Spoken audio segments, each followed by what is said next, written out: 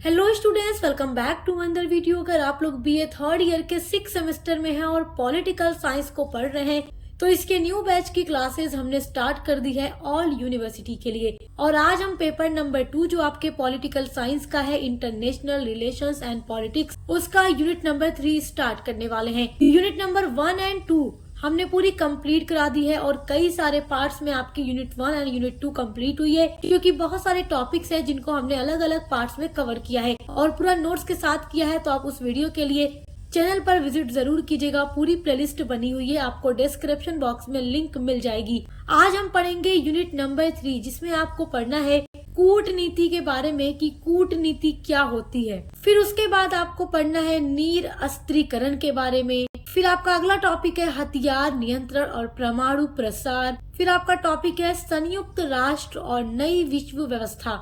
तो ये सारे टॉपिक आपको यूनिट नंबर 3 के अंदर पढ़ना है। तो चलिए आज का वीडियो स्टार्ट करते हैं और आपके पूरे टॉपिक को देखते हैं। वीडियो में एंड तक बने रहिएगा, क्योंकि यहाँ से क्वेश्चंस एग्जाम में जरूर आते हैं।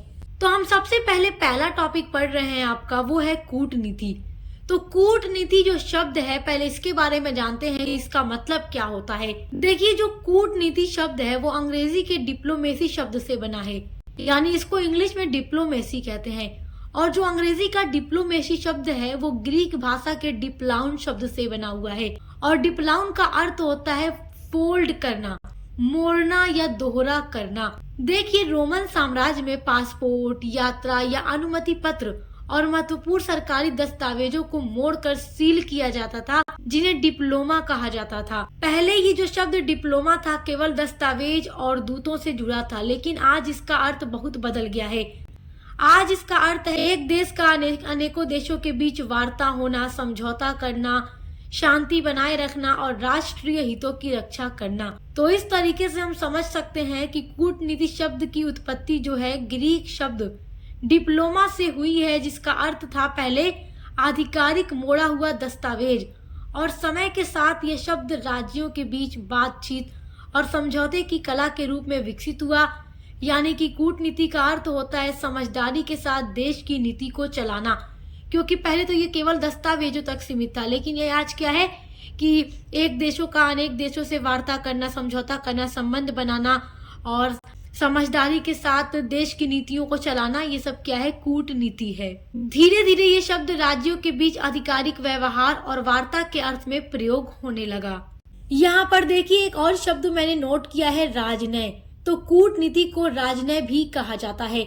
आइए अब जानते हैं अच्छे से कि कूटनीति होती क्या है। देखिए, कूटनीति वह प्रक्रिया होती है जिसके माध्यम से एक देश जो होता है वो दूसरे देशों के साथ शांतिपूर्ण तरीके से बातचीत करता है, समझौते स्थापित करता है या संबंध स्थापित करता है। तो कूटनीति कहाँ प्रयोग होती है? जब एक देश के द्वारा दूसरे देश अथवा संगठन के साथ बेहतर संबंध स्थापित करना होता है। तो संबंध स्थापित करने के लिए जो नीति अपनाई जाती है उसी नीति को कूटनीति कहा जाता है।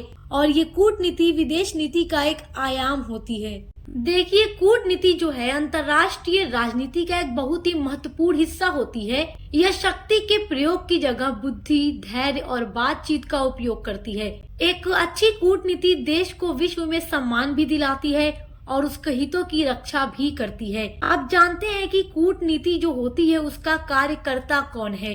तो देखिए, कूटनीति का काम किसी एक व्यक्ति का नहीं होता, बल्कि सरकार और उसके प्रतिनिधि सब मिलकर ये काम करते हैं। ये लोग देश के हितों की रक्षा करने के लिए विदेशों से संबंध बनाते हैं और उसको संभालते हैं। तो कौन कौन होते हैं जो कूटनीति का काम करते हैं? जैसे कि राष्ट्राध्यक्ष, सरकार हो गई, विदेश मंत्री हो गए, विदेश मंत्रालय हो गया, राजदूत हो गए, अंतर्राष्ट्रीय संगठन हो गए। ये सब मिलकर क्या करते हैं? कूटनीति के कामों को करते हैं और उसको संभालते हैं।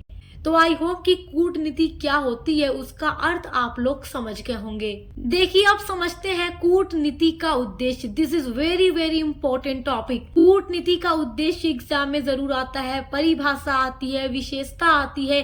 तो सभी से क्वेश्चंस बनेंगे, तो सभी टॉपिक को मैं इस वीडियो में कवर कर रही हूँ। सबसे पहले देखते हैं कूटनीति का उद्देश्य क्या होता है।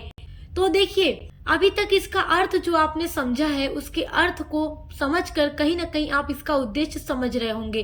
देखिए, पहला उद्देश्य है राष्ट्रीय हितों की रक्षा करना। तो आपने कूटनीति जब पढ़ा तो उसमें आपने ये भी देखा कि ये राष्ट्रीय हितों की रक्षा भी करती है। जो कूटनीति होती है उसका पहला सबसे अच्छा उद्देश्य क्या है कि अपने राष्ट्रीय हितों की रक्षा की जाए।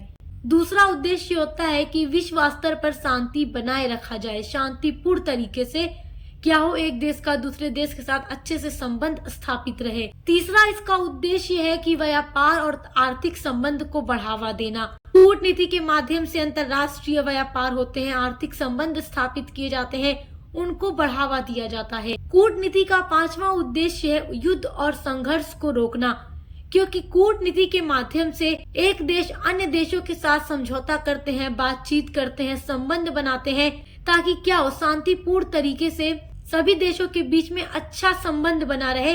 और जब संबंध अच्छा बना रहेगा तो युद्ध और संघर्ष होने की संभावना कम हो जाएगी। तो ये सब है कूटनीति के उद्देश्य। आई होप कि आप समझ गए होंगे। चलिए अब देखते हैं कूटनीति की परिभाषाएं। एग्जाम में परिभाषा लिख देंगे तो आपको नंबर काफी अच्छा मिलेगा, क्योंकि परिभाषा लिखने से आंसर काफी अच्छा लगता है और एग्जामिनर नंबर भी देते हैं इस पर। तो देखिए, यहाँ पर पहली परिभाषा नोट की है मैंने ऑर्गेनस्की के अनुसार। तो देखते हैं कि ऑर्गेनस्की महोदय अपने शब्दों में कूटनीति के लिए क्या कहते हैं। ये लिखते हैं कि कूटनीति जो है दो या दो से अधिक राष्ट्रों को सरकारी प्रतिनिधियों के बीच होने वाली संधि वार्ता की प्रक्रिया होती है। क्योंकि दो या दो से अधिक राष्ट्रों के बीच प्रतिनिधि के बीच होने वाली संधि वार्ता की क्या है, प्रक्रिया है, वो क्या है, कूटनीति है। अगली परिभाषा है मार्गेनथाउ महोदय के अनुसार। ये लिखते हैं कि कूटनीति का अर्थ शांतिपूर्ण साधनों द्वारा राष्ट्रीय हितों को बढ़ाना है। क्योंकि कूटनीति के माध्यम से जब एक देश अन्य देशों के साथ शांतिपूर्ण तरीके से संबंध बनाएंगे तो राष्ट्रीय हितों को बढ़ावा देंगे। तो कूटनीति का अर्थ क्या है, शांतिपूर्ण साधनों के द्वारा राष्ट्रीय हितों को बढ़ाना। तो ये कौन कह रहा है, ये मार्गेनथाउ महोदय कह रहे हैं। चलिए अब देखते हैं कूटनीति की विशेषताएं, क्योंकि एग्जाम में जब लॉन्ग क्वेश्चन आता है तो कूटनीति का अर्थ, परिभाषा, उद्देश्य और विशेषताएं सभी पूछता है। तो बहुत ध्यान से समझिएगा। कूटनीति की पहली विशेषता है कि कूटनीति की असफलता सदैव संकट पैदा करती है। क्योंकि जब कूटनीति असफल हो जाएगी तो संकट उत्पन्न हो जाएगा। क्योंकि कूटनीति के माध्यम से तो युद्ध और संघर्षों को रोका जाता है, तो जब ये असफल होगा तो संकट पैदा हो सकता है। तो ये इसकी एक विशेषता है। कूटनीति की दूसरी विशेषता है कि कूटनीति सदैव राष्ट्रीय हितों की पूर्ति के लिए कार्य करती है। क्योंकि राष्ट्रीय हितों की पूर्ति के लिए भी कूटनीति का प्रयोग किया जाता है। अब देखिए, कूटनीति की तीसरी विशेषता है कि जो कूटनीति है वो अंतर्राष्ट्रीय संबंधों की एक व्यवस्था होती है। उसके अलावा कूटनीति की चौथी विशेषता है शांति हेतु समझौते और वार्ता की कला। और पांचवी विशेषता है कि यह ऐसे वातावरण में कार्य करती है जहां विरोध और सहयोग दोनों होते हैं। तो ये 5 बहुत ही इम्पोर्टेंट विशेषताएं हैं कूटनीति की। आई होप कि आप इसको बहुत अच्छे से समझ गए होंगे। सो माय डियर स्टूडेंट्स, आज की वीडियो में हमने कूटनीति के बारे में पूरा डिटेल में समझ लिया है एंड आई होप कि आप इसको समझ गए होंगे।